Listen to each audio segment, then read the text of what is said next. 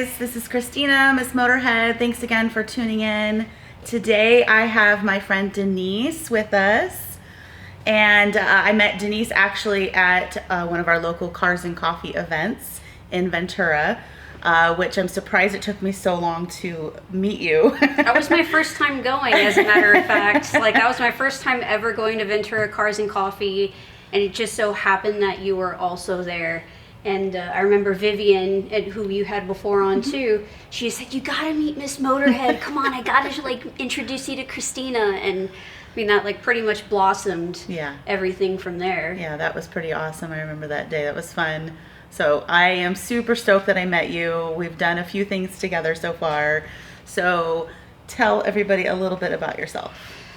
Man, it's almost like where to begin, right? I wasn't born and raised in Ventura County. I was actually born and raised in the Bay Area. So I'm originally from South San Francisco, not San Francisco, but South San Francisco. And I graduated from SF State up there before going ahead and moving down to Southern California. I love fast Fords, and I've had actually all Fords. I really tried not to have a Ford for my last car that I bought, but I couldn't help it. And I actually have had, I've been into cars since I was a kid. I remember playing with Hot Wheels when I was like 4 years old, and I loved getting new Hot Wheels from the grocery store or going to Toys R Us and picking out some new toys, some new cars, even like tracks, Hot Wheels tracks, and little city background things that you could use to just play cars. And I used to play cars with my sister too, growing up, and she inherited all of my Hot Wheels. And then I think she still has them to this day, actually. And even before Hot Wheels, or right around the time that I got into Hot Wheels, I was also playing Need for Speed 2. That was my very first racing game that I really got into, and I always loved picking the McLaren F1. Like, to this day, the McLaren F1 is still by far like my favorite car of all time. And even just the research and development that has been involved with that made me fall in love with it even more as I was growing up. But yeah, Need for Speed 2, I would go into daycare because both my parents were working all the time, so I would have daycare after school. And I would always play Need for Speed 2 every single time I could get a computer spot. So yeah, always been into cars. It's always been something that I've had a passion for. And I didn't even really start my automotive career until I was in college. But I do actively work in the automotive industry. I've been in the automotive industry for about, it'll be 8 years this year that I've been working in automotive. And as a matter of fact, I have to attribute all of that success in the automotive industry to my Ford Focus. You know, the car that I've had for, it'll be a decade this year that I've had her. So yeah, long time standing with the automotive industry, always been into cars. Moved to Ventura County, and within the last couple of years, after kind of going back and forth in different areas in SoCal, and I'm really liking it here so far. Awesome. So 10 years almost you've had your car. So this wasn't your first car, was it? Or? Oh, no. Okay. Well, you could, so it wasn't my first car, but I've had multiple Ford Focuses. Okay. So my first car was a 2005 Ford Focus ZX4, so it was a sedan with a 2.0 Duratec engine, automatic. I didn't know how to drive stick just yet. But I totaled that car within the first year that I had it because I was going way too fast on a canyon road and lost control of the car. Yeah, it was pretty bad. I remember it was the day before my mom's birthday too. So she was like, "No, what's happening to my baby?" She was freaking out. But yeah, I lost control on a windy road and the car spun around multiple times. Wow. And I ended up in an embankment. And I told myself the next car I get, like, the first thing I'm going to do is suspension modifications because I don't want any issues, you know, losing control of my car again. So after I totaled my first Ford Focus, I actually test drove a number of different cars before landing on my second Focus. But I just didn't necessarily like the way anything else felt. I mean, I drove Civics, Accords, Mustangs. I drove pretty much like what you could afford for a 19-year-old, you know, that's going into college and everything. I just wanted something that I could afford that was cheap on parts and service and everything, that was nice for upkeep. And so after going back and forth for a while, I found this 2000 Ford Focus on Craigslist for $3,000. And little did I know how important the color brown would be in a Ford Focus. But soon I learned just what a difference that would be and how important that would be later in life. I remember getting that car. I didn't know how to drive stick yet. I had no freaking idea. And my friends took me into a parking lot, in an empty parking lot in South City, and they taught me how to drive stick there. And that was actually the local car club that I was a part of. They took me through and taught me how to drive stick, which was really nice. And then I even worked with them on my very first car modifications too.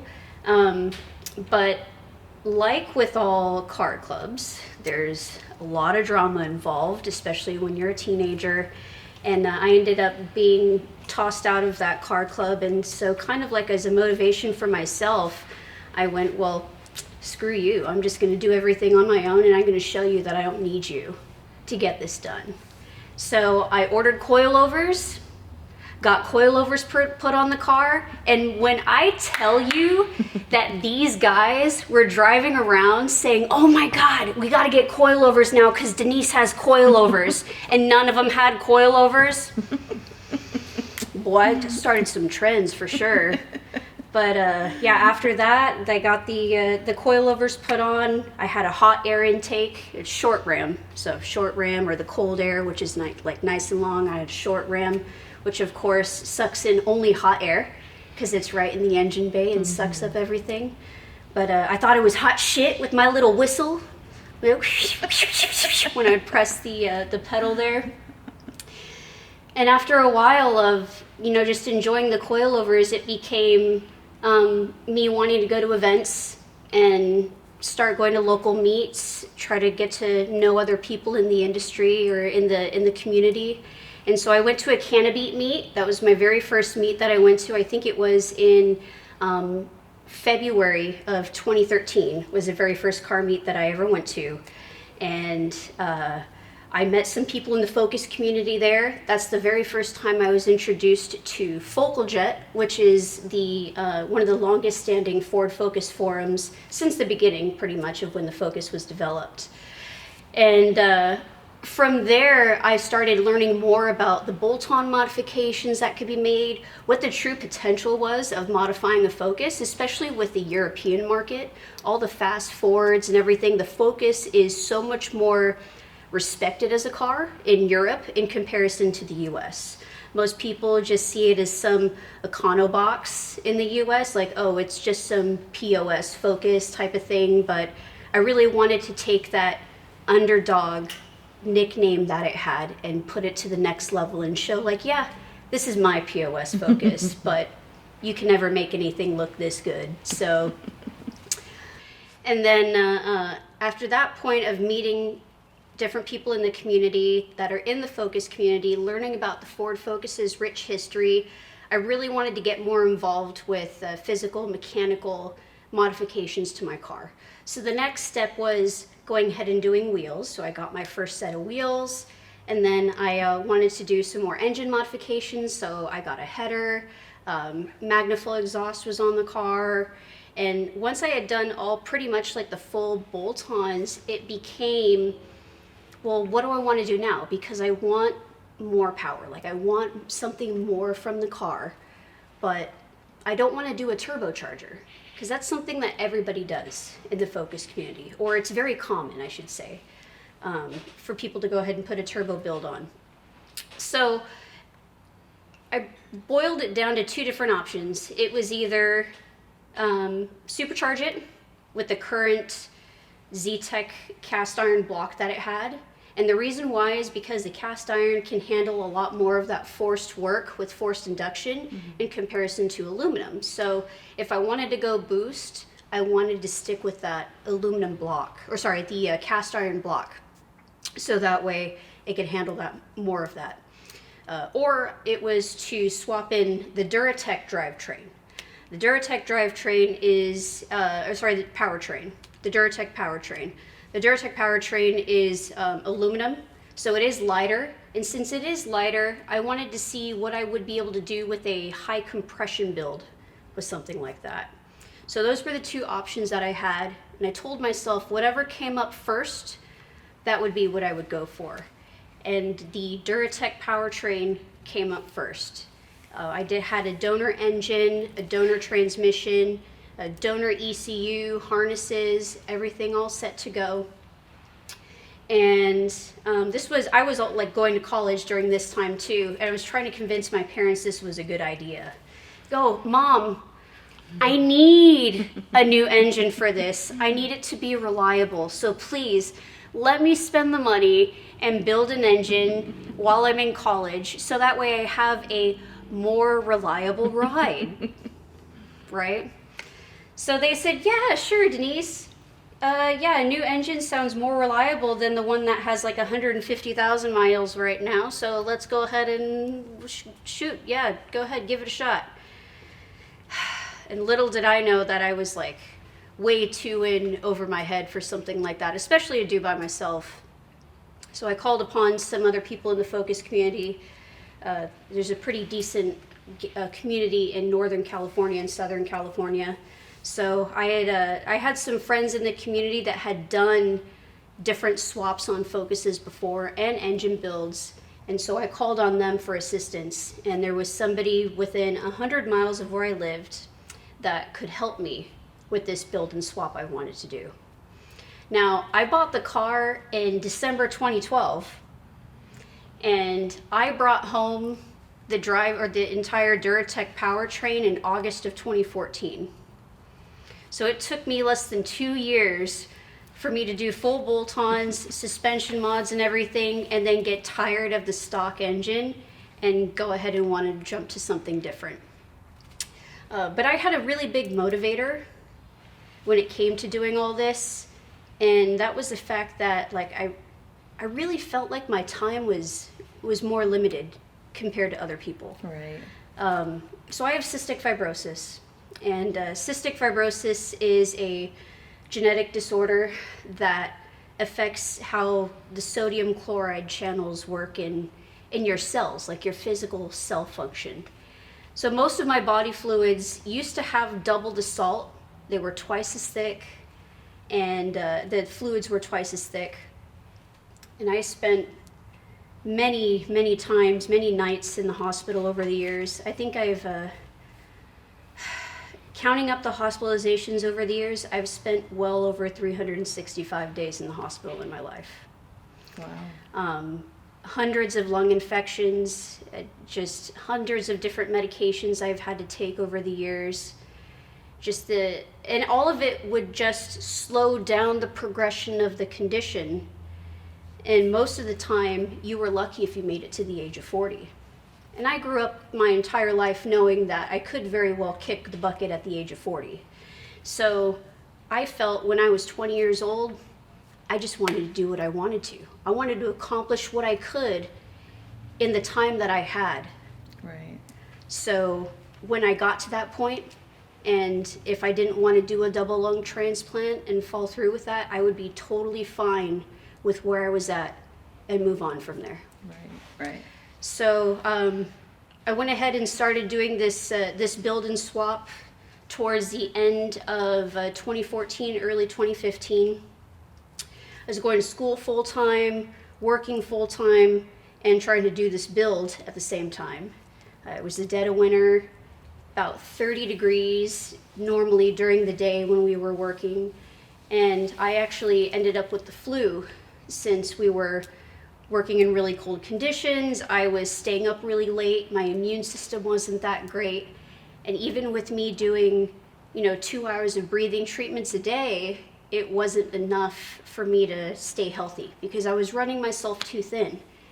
And that's something that happens when you become just obsessed with wanting to get something done, when you're too motivated, you're like, no, let me get through this and then I'll be okay. Oh, no, I could do this too. Let me go ahead and do that and I'll be okay. And once I got the flu, I was down for the count, but I wanted to keep going because I knew I had felt worse before. So I just said, okay, I can do this. I'll take my time, but I'll go ahead and do additional things on the swap. And all of a sudden, I started having double vision, and I couldn't sleep. I kept taking NyQuil and DayQuil to try to not cough and to feel as good as possible. Little did I realize that was actually having a detrimental effect on me, because all of me having the flu, I had all this junk in my lungs, especially with having CF, and all I was doing was suppressing my cough. Right. So nothing was coming out. Right. And I actually ended up having pneumonia, really bad pneumonia. So I went to the ER because I almost passed out in my doctor's office, and I wasn't getting better after a couple breathing treatments. And they found that my oxygen saturation was at 87%. Even before and after the treatments, didn't matter, there was no change. And I remember going into the ER, and I was scared because I needed oxygen right away. And it wasn't my first time I needed oxygen, but it felt different. They didn't have me do a lung function test at first when I got there and everything. But after a week of breathing, or after a week of treatment, IV treatments and what have you, I finally did a lung function test and it was at 42%.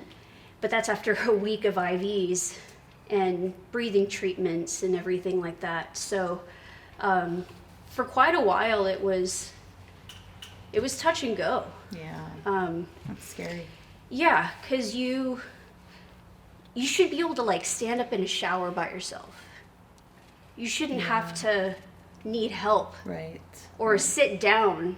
Yeah. Just to bathe yourself. Right. Yeah. And I remember finally getting out and realizing how many people weren't there for me, how many people weren't supportive, and it really shaped my life into doing what's best for me and not allowing anyone else to get in my way. Yeah. If someone doesn't want to be there for me, that's fine. Go ahead, do your own thing. But I wasn't going to let anybody stop me from completing this project, even when I was in an abusive relationship at the time. And I was so set on getting this done and proving to the world that someone with CF can make it happen. Right. So I was in the hospital for 4 weeks, and I got out. Wasn't fully recovered, but it took a little bit of time. Completed the engine build, and there's actually a whole article on it. So this is actually the article from Driven World in April 2016, and it actually has an entire article on the build, the very first engine build I ever did, and what the experience was. Going through that and having someone by your side to help you accomplish that goal of doing a build and swap on your car. Wow. So overall, and this is also on my mobile site too, so shesfocused.com. I have this available on the mobile site for people to go ahead and look at. Yeah, we'll have to link it, and that way people can check that out. Yeah, definitely. So I went ahead and set out and completed the build and swap, and I drove down to FS Works in Anaheim shortly after that and got the engine dyno tuned. So stock engine makes 140 horsepower. At the first engine got dyno tuned, it was 202 wheel horsepower, 145 wheel torque. So definitely within that about 100 horsepower per liter mark, NA of course, because I didn't want to do any force induction. And then after I did that, I said, okay, I want to go across the nation now. So I went ahead and went to the largest Ford show on the West Coast, Fabulous Fords, in 2016. And I said, okay, we went to the West Coast. I want to go to the East Coast now. And I went ahead and hauled my car to the Ford Nationals in Pennsylvania. and drove her from Pennsylvania all the way back to San Francisco when I still lived there. Wow. My mom joined me in Colorado, but I drove I drove the whole thing. And I would just do breathing treatments while I was driving. I would get the weirdest looks. Honestly, I would get the weirdest looks from people when they would see this big tube coming out of my mouth with steam coming out and this like weird oxygen thing hooked up to like a machine. Right. But I mean, it's just breathing, right? So I would just hook it up to the charging port thing that I had in the car and just did breathing treatments on my way. And I would drive for 10, 11, 12 hours at a time, just driving across the country and enjoying myself. And so that first engine, and I say first because the first one blew. The first engine lasted 33,000 miles. Now, some people might say, 33,000 miles, that's really young for an engine to go.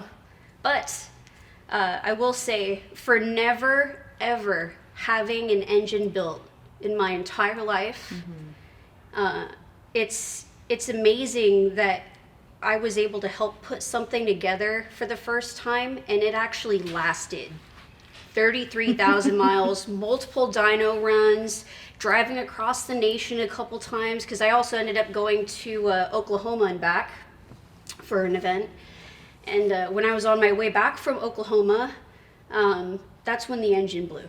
I was 100 miles from home, and I knew something was wrong.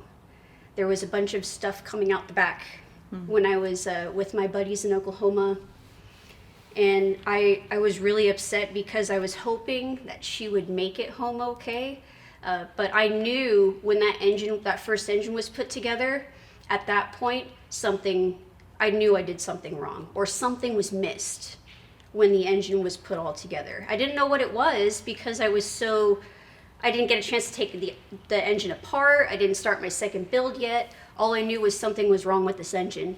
So I was on my way home. I was topping off 2 quarts of oil every single time I stopped for gas. Wow. So That's a lot of oil. Yes, about 230 miles I would try to stop at because my gas gauge doesn't work. And it'll work once I go standalone and everything, but the gas gauge doesn't work. And so I would estimate about between 200 and 250 miles I would stop for gas. So 230 miles, I kept trying to top off oil because it would be 2 quarts low every single time I pulled out the dipstick. It was just all blowing out the back, right? So I knew something was wrong, especially in the valve train, because there was oil leaking in and it was blowing out. But the compression tests were fine. We ran compression tests before I left Oklahoma, and it was totally fine. I replaced the valve cover gasket. There was some oil was in the spark plug, some of the spark plug journals. So I replaced the valve cover gasket, and before driving home, replaced the spark plugs because one of them was pitch black, and I was like, man, I just want to make it home. Right. I really just want to make it.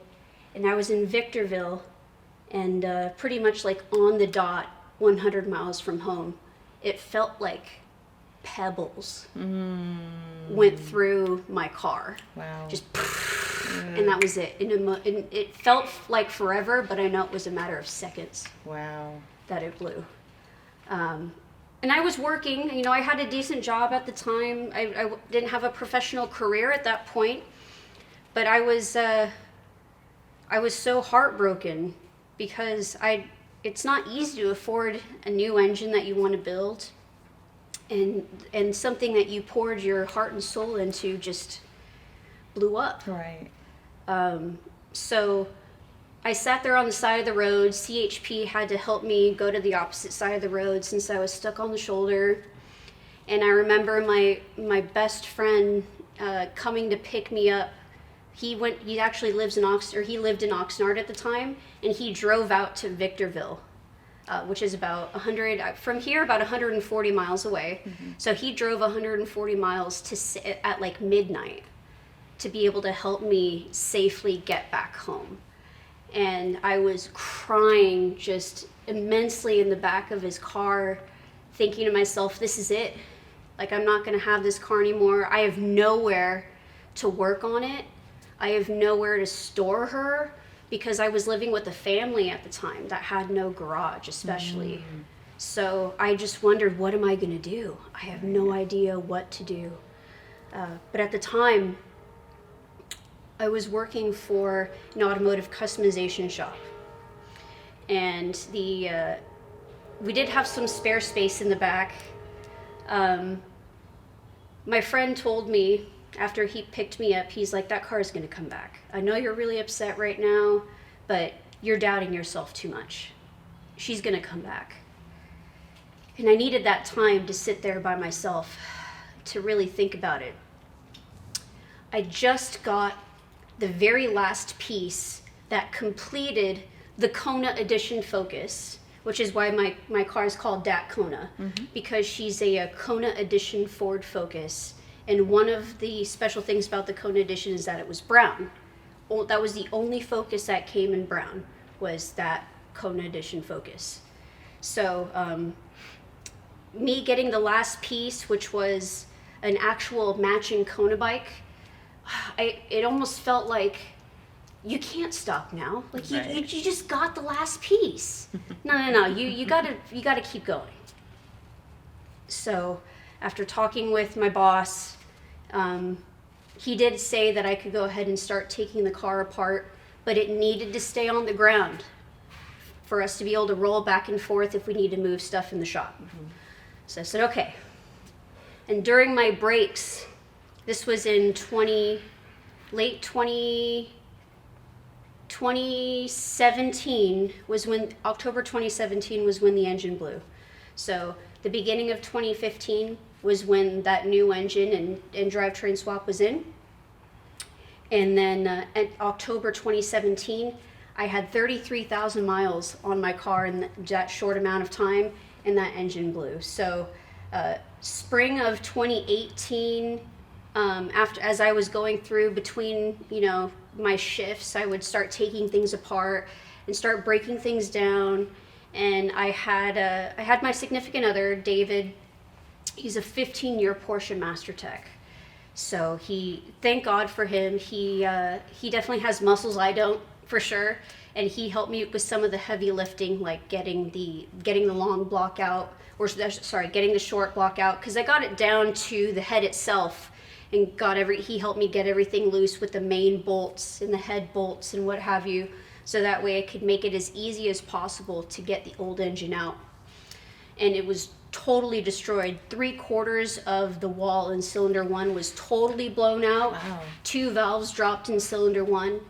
And I didn't realize at the time, it was a combination between having a stock valve train on a high compression engine build, which I thought, oh yeah, OEM, totally fine, but there is more need from a high performance build. So that was part of it.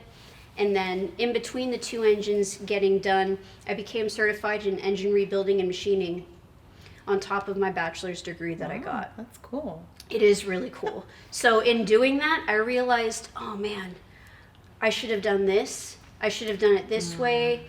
I missed this. There were just little quirky things that I missed doing my first engine build because I wasn't fully educated on some of the stuff, but also you never ever learn everything with your first build. Right. And anyone who tries to dog me about the fact that my first engine blew, I mean, honestly, go ahead and build your own engine and let's see how it does on the dyno. Right. Let's see how it does. Let's see you do the same You're exact also very young, so I mean, that's a pretty good accomplishment, honestly. It's weird I don't know, the age thing is so weird to me. I know that I'm young, being, I'll be 29 this year, but it doesn't feel like I'm that young with all the experience in life that I've had. Yeah. Right. There's it's really nice to be able to accomplish what I have and still be able to continue doing on what you want to. So yeah, that first engine, that went. The second engine, I gave everything to one machinist this time. That was another mistake that I made, was having 2 machinists work on the same engine. One person did the deck hone bead blast on the short block. The other person did all of the head work. And what I should have done was had one machinist do everything. because in doing that, I found out that you can't do a full bore and hone on a 2.3 liter Duratec because it creates excess oil clearance in the cylinder. And that right there was part of the downfall of the first engine. Right. All I did was give the block to someone and say, hey, go ahead and deck, hone, bead blast this thing. I'm rebuilding it. But he didn't have the rotating assembly to go ahead and make sure it was blueprinted exactly the way that it should be for clearances. And that's what I made sure I did with the second engine. I had everything. There wasn't a single stone I didn't have turned. I even put in the brand new Focus RS. That oil pump bolts right onto the NA 2.3, and it's rated already for higher horsepower. So Right. I wanted to make sure starvation wasn't going to be an issue. Right. There wasn't going to be an issue with oil clearance. So everything that was wrong with the first engine, I went ahead and did my research in making sure that corrections were made so that it wouldn't happen again. And even the break-in process, everything that I've done with this second engine has been so much smoother than the first engine. This engine is way stronger than the first one I built. And I actually upped the compression this time too. So I went from 9.4 to 1 is stock. The last one was 11.0 to 1 compression. This one's 11.5 to 1 compression. So I did raise the compression even more. I run octane booster, 3-point octane booster with every single time I fill up that car. I can't trust pump gas. You know, it's extra insurance to make sure that engine is going to run exactly the way that it should. Right. Yeah. And so that I ended up taking my car back down to FS Works to get dyno tuned again. And this time I also changed my drivetrain. So the first transmission had 3.41 final drive and a M Factory LSD, and I actually had the opportunity to put in another one, but with 4.06 final drive and a Quaife limited slip differential. So I went ahead and put that in, and it does dramatically drop the top speed. So it did affect how she performed at the dyno a bit. And I say that because even though I have higher compression, the last engine made 202 wheel horsepower at 105 miles an hour. This engine makes 198 wheel horsepower at 88 miles an hour in that same drivetrain, or that same power band, if you will. Mm-hmm. So she makes more power faster, and she makes 150 wheel torque, so a little bit more torque there too. But there's just so many people that are obsessed with high horsepower, and you really just want to be able to build a car that you can enjoy for yourself, right? So, the second engine, that was definitely another really big accomplishment of mine, to go ahead and take that to the dyno, perform well again. They actually ran her on the dyno 35 times. Yeah. Wow. They were running different injectors, trying different things to see what all they could bring out from the car. Right. And she did really well. I ended up taking her to Willow Springs and Streets of Willow, which I'm happy that you convinced me to go to my first track day. I was such a nervous wreck, and I was really upset because my car wasn't running totally right. Little did I find out later that a dirty map sensor was my issue with some of the problems there. But I took my car on the track, and she did really well. She sounded really good. She felt really good, and I want to go back. I need to go back to Streets of Willow. Yeah, we were both having engine issues that day, You so we had both need a redo. Yeah, you had a misfire or something. Yeah, I had some misfire, turbo issues, some sputtering. So yeah, I think I got 2 laps in. So. Yeah, I remember getting black flagged for the fact that my fan assembly fell. Yeah, that was gnarly, watching you come around the corner and your fan is literally hanging. Yeah, don't recommend recommend using zip ties as an official fan holder because you never know. But luckily I was able to drive home with the one single fan that was still working. Yeah, right. So. Yeah. So we just need to schedule a do-over. Oh yeah, absolutely. But I got to get the standalone done first. Yeah, so I mean right. that's what's next, right? For the Focus. I've done 2 engine builds for it. I've had a couple of transmissions done. I've had the whole body resprayed too. So she had a bunch of dents, scratches, key marks, and everything just from being a daily driver for the first 14 years that she's been around.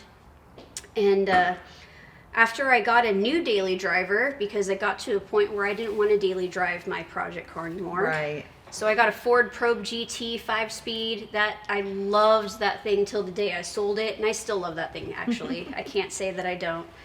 But yeah, I wanted to put that car to rest, so I let it rest. I wanted to get a respray done, and that was just about 5 years ago. 5 years ago Wednesday was when I dropped her off to get her whole body touched up, and I wanted them to match the inner part of the gas door because it was the paint that had the least amount exposure to sunlight, so it was the brightest. Yeah. So I had them paint match that and do a 2-tone gloss black hood and roof, and just do the rest of the body in that factory beautiful ground metallic pearl color.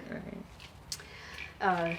So I mean, yeah, it's crazy to think of how far that car has gone in the 9 and change years that I've had it, just from being some simple daily driver that I wanted in college to help me get from point A to point B, and then completely falling in love with cars, tinkering here and there, starting maintenance on my own, and Right. Wanting to get into modifications, and then like the feeling of accomplishment when you get to fix something, or when you put on a performance modification, then you turn the key and then it works. Like, that sense of accomplishment's so hard to describe to people who haven't done that. Right. Right. Especially with the engine builds. Right. Yeah. Wow. That's awesome. Yeah, you've had a fun time with that car. It's, yeah. The Ford. Lots of history.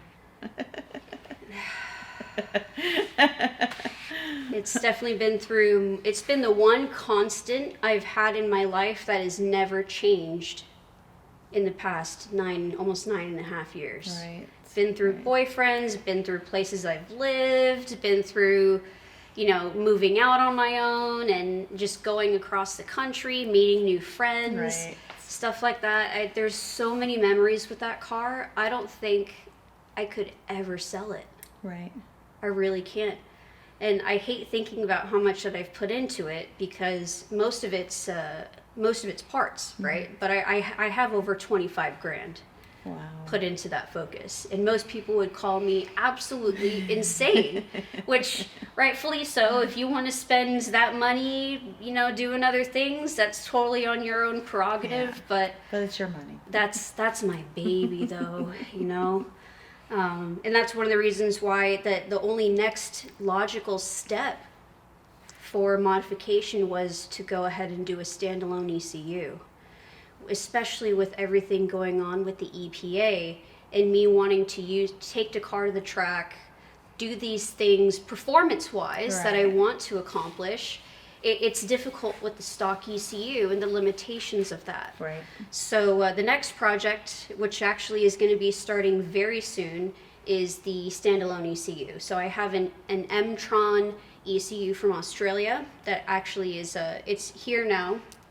And then I also have the 7-inch carbon display dash from AEM, so the nice digital dash to be able to take away all of the gauges. Like, I have that really Fast and Furious looking pillar gauge pod, the type. Yeah. So I have 4 gauges that are in the pillar, and then I also use my phone to monitor 6 additional pieces on the ECU when I drive the car. Okay. So I have the gauge cluster, and then I have all of these these gauges on one side, and then I have like my phone monitoring stuff on the other side. So as I'm driving down the road, I'm like, okay, my mirrors, okay, what's my AFR, okay, what's my oil pressure, okay, what's my ECT, like it's and I just wanted to clean that up so bad. So with going standalone, it hooks up directly to the AEM digital dash. I can customize the digital dash however I want to.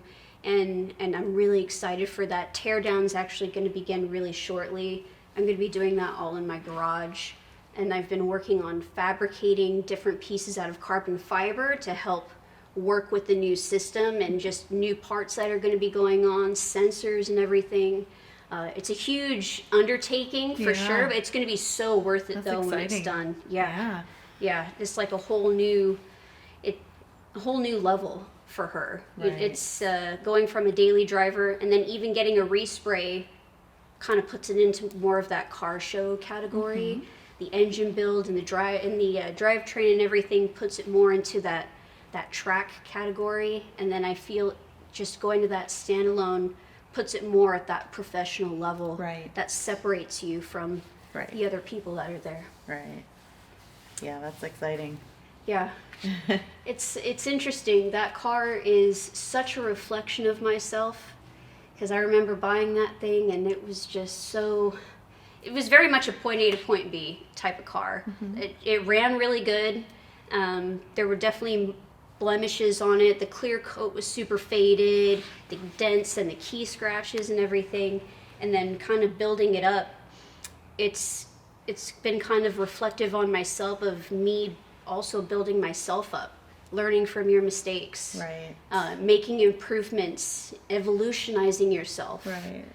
And I've kind of done that with her too, to the point now where, I mean, the only reason why I'm able to accomplish this standalone project and everything is because of this new cystic fibrosis medication that came out called Trikafta.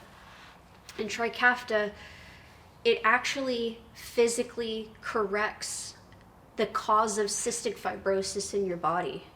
So for the first time in my entire life, all of my body fluids and my systems are functioning as normal, just because of a simple pill. I mean, I have to take it every day, but I mean, there are no amount of treatments, infusions, or anything like that could give me the sense of relief, even just taking a deep breath wise, than Trikafta has done. I was so close to going on permanent disability and just being happy with what I had accomplished with the focus and what I had done with my career, that I was perfectly okay with going on permanent disability about 2 years ago. So back when I was actually 25, and I was really close to going on permanent disability because I had 21 lung infections in a year, and I was in the hospital for 7 weeks in that 1 year. And it was just becoming more frequent with trying to keep up with the career, and my body saying, no, you got to slow down. Like the CF is starting to take over and you have to respect it, otherwise it's going to knock you down. And I remember feeling so helpless because I just wanted to accomplish more and I didn't want to feel like I was giving in. So me having Trikafta and starting Trikafta, I really needed to find another sense of motivation for myself, because I had lived my whole life with the thought that I'm going to kick the bucket by the age of 40. So I want to do everything I want to, so when I get to that point, I'm good. But then when you've done everything, it's like, well, what's next? But I already did everything. Hello? Well, I can say that since I've met you, and I know that we've talked about this before, you've not had a lot of car girlfriends. Oh, no. So now you have a ton of new car girlfriends. So this is like a new chapter for you. Now you have a bunch of car girls that you can do stuff with. It's weird. Like I haven't really, it's been hard for me to find like a really good friend base over in California. I mean, the Ford Focus community is so great, especially in the Midwest and the East Coast. I love seeing those guys. They're family to me. But in California, I've just found that it's very difficult to find that same group of people that you know will give you the clothes off their back. Right. You could call them and they're there for you in a heartbeat. It's not the same as it used to be, even when I was younger. And I know everything changes as you get older. Right. I really just feel with the digital wave, it's a lot more difficult for people in California to have that type of mentality. Right. But yeah, having car girlfriends, I mean, meeting you and meeting the other girls, those are the first, legitimate car girlfriends I've ever really had that I could actually go and hang out with. And there's not some weird jealousy or spite or anything. Right. It's just girls wanting to uplift each other and support. we have a really good supportive group here locally. It's been awesome. It's so amazing. Yeah. I mean, even when I was in the Bay Area for the amount of time that I didn't even meet any girls that were like that.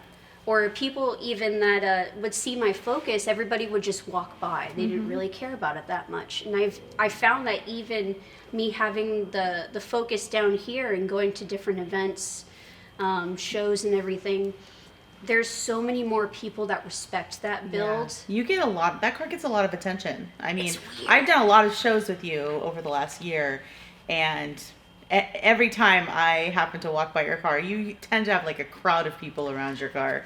It's so odd to me because and thank you, it's just weird because it wasn't like that even 2 years ago. Yeah. Everybody would just walk by her. Right. But I wanted to add little quirky things, not only to accentuate her being OEM plus, but just to make her a very clean build. Right. But that's just very Denise throughout the whole thing. Like, oh yeah, it's totally Denise. Right. So I mean, it's to a point where Yeah. I could look in the mirror and I like see a reflection of myself in her. Right. She sounds so good too when she rolls up. Like when you rolled up to our all girls meet that we had. Your car's just got this distinct sound to it. I love it. I love it so much. And, honestly, that's from all the Cosworth bolt-ons. So Right. She has full Cosworth bolt-ons, a Cosworth cold air intake, Cosworth intake manifold. The header is actually a replication of the Cosworth one done by FS Works since it was discontinued. And then I do have a full Cosworth exhaust as well. Okay. So just that air induction noise, it sounds like a vacuum. Right. Yeah, that sounds great. I love it. All of my friends, they'll send me vacuum memes whenever I send them videos of the car. Like, oh yeah, just cleaning up in here. Hilarious. But I absolutely adore the sound of that car. Yeah, I haven't nice. even listened It's to the awesome. radio in that thing in so long. She's like her own orchestra. I love it. That's great. It's so amazing. Okay, so I know that you're a Ford girl. So I have a question though. What kind of car would you get if you could, like, your dream car? Like, I know you said you like the McLaren, so, but if you, no amount of money, just your most favorite dream car, what would you get and why? Honestly, I really feel like it's my spirit car, my true spirit car. And I hate to go back to it, but it is a fast Ford. It's the Ford RS200 Evo. So the RS200 being the Group B rally car, of course, the Evo being the Evolution Special Edition that they made all nice and souped up for rally, and they made the homologation series to be able to use it in rally. But just it's such a small car, and it's a little Spitfire. I mean, it was responsible for the downfall of Group B rally by far because it was involved with a fatality, and that's why Group B rally ended up coming to an end. So I mean, the RS200, with an exception to that incident, the RS200 kind of reminds me of myself because it's like a little small Spitfire in a package, and it's like, That's awesome. kind of reminds me a little bit of myself, just because I can definitely have a little bit of an edge sometimes. Right. Okay, so what car would you not be caught dead driving? Oh gosh. I honestly, the car I despise the most is a PT Cruiser. I'll be totally honest. I don't like PT Cruisers I'm at all. 100% with you on that one. Yeah. I don't care if it's manual. I don't care what modifications. You mean you don't like the ones with the wood paneling on the side? Yeah, it's just so beautiful. No, those look so much better. It's like on the old school wagons that have all the wood done. Right. Let's go ahead and keep it to the National Lampoon thing, you know? That's right. I couldn't do anything like that. But, Okay, I mean, that okay. being said, though, even though I'm very much drawn to Fords, my favorite Nissan is probably the 300ZX. I've always loved that car, especially the twin turbo with the T-tops and everything. That's definitely one of my guilty pleasure cars. I'm really big into Firebirds, so I grew up watching Knight Rider, even if it was before my time. Yeah. I loved watching Knight Rider, and I remember people going, "Oh, you watch it for David Hasselhoff, don't you? Oh, isn't he dreamy? Isn't he hot?" Like, no, I'm watching it for the car, okay? I'm watching Knight Rider for the damn car. That's funny. So, I remember I watching that show and just loving the Firebird, and so I've always had a huge I thing actually for... just watched that show last week. Yeah. It's on Netflix, by the way. I'm gonna have to watch it again. But I had all the seasons. I remember watching it all the time, and I really wanted a third gen Firebird. That's still a guilty pleasure car of mine. Right, okay. I remember there was somebody that told me, like, "Oh, if you brought one of those home, I would leave you right away." Like, okay, well, guess I'm gonna have to get one someday. So, but I love third gen Firebirds. I have nothing but respect for NA builds or any build that somebody does where they're putting their heart and soul into it, regardless if it's a Honda, if it's some old Lamborghini or a Porsche, Subaru, whatever it is. If you're putting your heart and soul into that, then I have nothing but respect for you. So even though I love my Fords, still, some of the builds that I see out there, especially, some of the lowrider builds that have all the custom etching and the paint jobs and everything, that's stuff that I could never do that. Yeah. I'll build engines all day, but I could never do the pinstriping. I could never do any of that detailed stuff. Right. So when I see it, I'm in absolute awe That's of how some I of am, these too. museum pieces. Yeah, absolutely. Yeah. Yeah, I know I went to the Grand National car show at the fairgrounds with tons of lowriders, and just the amount of time and money that is spent on those cars, every little detail is just amazing. Yeah. And it's 100% respect for anybody that can do that. I mean, it's awesome. Yeah, So, all the custom work, and then even especially when you see people's faces when they have a what's the phrase I'm looking for? It's like a dedicated to family members and everything. Oh, So right. some of them Yeah, they'll have family right. portraits on Yeah, like like the a hood. memorial. Yes, there it is. Yeah. That's the word I was looking Yeah. for. But stuff like Yeah, that, right. it's Yeah. absolutely incredible how important a car is. Just Right. what seems so simple to most people, but like becomes your whole life. Right. Yeah. And even with the automotive industry thing, me learning how to do maintenance and looking on YouTube as to how to replace the part or what could cause the part to go ahead and go bad, I would do all of that stuff as I started learning. And that's the whole reason why I really wanted to get involved in the automotive industry. It was just so interesting to me. And it all just made sense. All the automotive systems in terms of the coolant system, how everything functions with the rotating assembly in the engine, or even power steering systems, the mechanisms of it, of how it works, the piston going back and forth with the detergent inside, all of those intricate details are so interesting to me. It's just so basic because everybody just drives, right? But I love thinking about what makes things tick and Right. how it gets accomplished and everything. So as I was going through and making these changes and fixing things on my cars that would go bad, it was just that nice sense of accomplishment to feel I could do that, and my car still runs fine and it works really good, and that's because of the work that I put into it. Right. And from there, it became, well, okay, I understand this stuff really well. I know there's a lot of women who don't understand automotive systems, who don't understand cars. I've definitely had my fair share with my first car before I did my own oil changes and my own maintenance and eventually my own engine builds.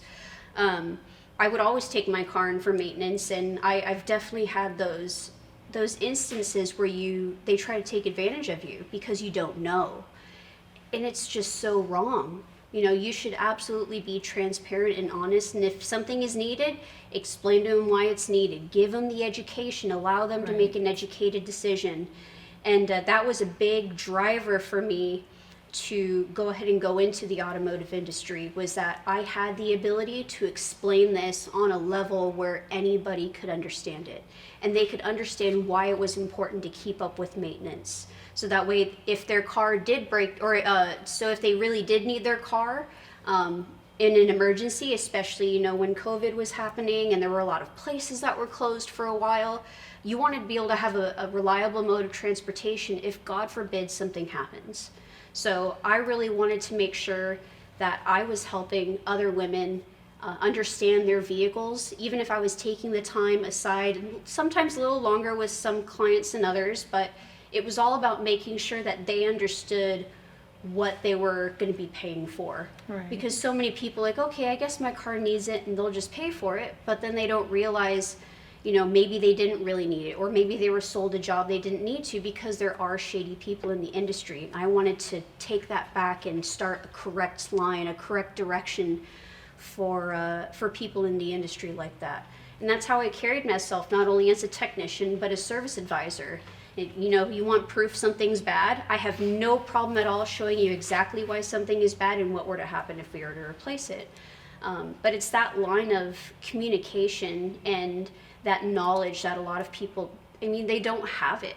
So me being able to step into the automotive industry and help just everyday citizens understand their cars on a much better level, so they could understand if something goes wrong, what to look out for, what to check, how are my fluids, how's my tire pressure, do I have a flat, how do I change a flat.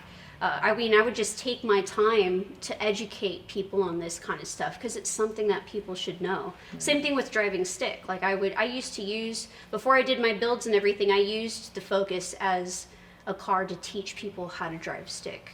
And same thing with my Ford Probe. I taught people how to drive stick on that.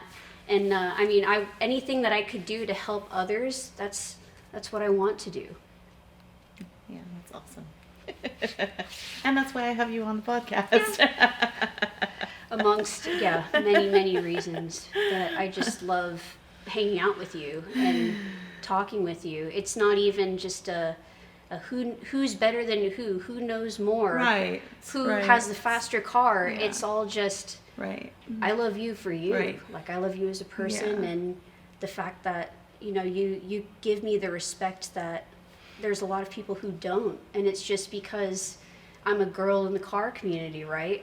But I never have to worry about that with someone like you or any of the girls around here. And Right. it's so Yeah, we all refreshing. have such a huge appreciation for other women who just get it and are cool to be around and are willing to help anybody else. So, Right.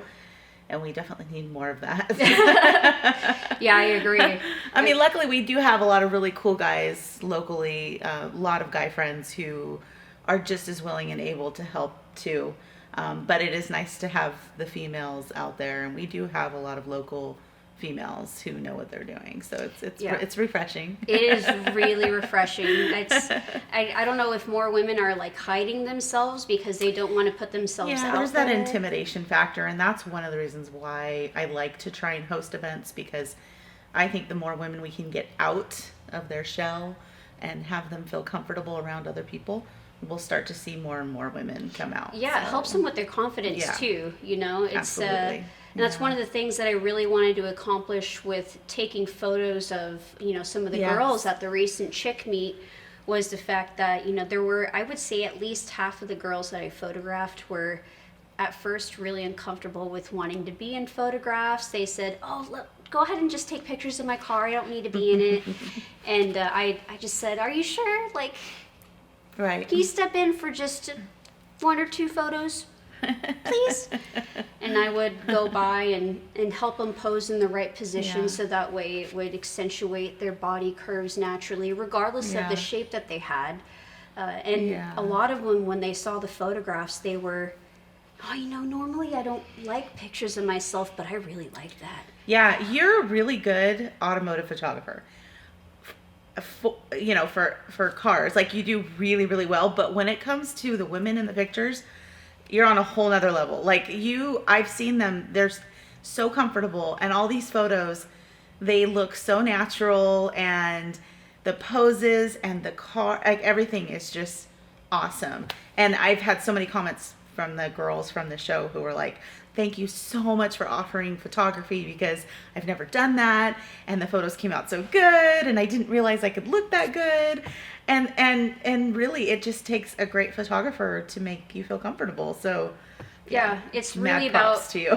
Thank you. Yeah, I mean, you do a really good job of empowering women with not only the podcast, but also showing awareness of the other girls who are like one another. Yeah, she's really into cars too. She also builds her car, or she really likes attending shows as well. Just your inclusion for women as a whole is the same mentality I try to have when it comes to photography. Right. Right. I don't want to shoot just one type of subject. I want to be able to work with everybody and help them feel more confident and empowered about themselves. Right. Because in all honesty, every person should feel just as badass as their car. Right. Yeah. Right. Well, you do a good job at that. So thank you're welcome. Well, I really appreciate you being on the podcast. I wish we had more time. That's okay. Because we could talk all night long. Oh yeah, we definitely could. But we will be having a special coming up in the next few months where That's right. a bunch of us girls will be getting together and having a little JAMA party talk. Yeah. And so we'll have you wait. back for that. That'll be super fun. We'll have lots of time to talk and come up with some fun stories, and so I'm looking forward to that for sure. But I really do appreciate you coming on, and can't wait to hang with you at our next meet. I know. I think we have is the anniversary one coming up as well, or that's the pajama one? Yeah, so I have an anniversary podcast I'm going to be shooting, and it's going to be with Raven and Leah and Dana, because that's who I shot the very originals. first one with. Mm-hmm. So we're going to be doing that one next, and then after that one we're going to be doing our pajama party, where there's going to be probably about 6 of us, all huddled around here with our pillows and blankies, and it'll be super fun. So we'll have you back for that for sure. It's amazing how much you've accomplished with just having your own setup and empowering women. I mean, it's definitely more than I've seen from just about any other person that I've met in the automotive industry, how much you just want to keep pushing people to better themselves and to not be afraid to speak out or appreciate the passion that they have. Yeah. And there should just be more of that. Oh, well, thank really you. should. I appreciate that. Congratulations Thank on the you. anniversary coming up. That's going to awesome. be so I can't believe awesome. it's already been a year since our first one. Yeah, it's pretty awesome. So, but thank you. I appreciate you. Thank you. And thank you everybody for watching. Again, if you have any comments or suggestions, if you know of anybody special that you think should be on the podcast, let me know. We're having a load of fun with our podcast, and we hope that you enjoy it. So thanks again for watching. Peace out. Thank you.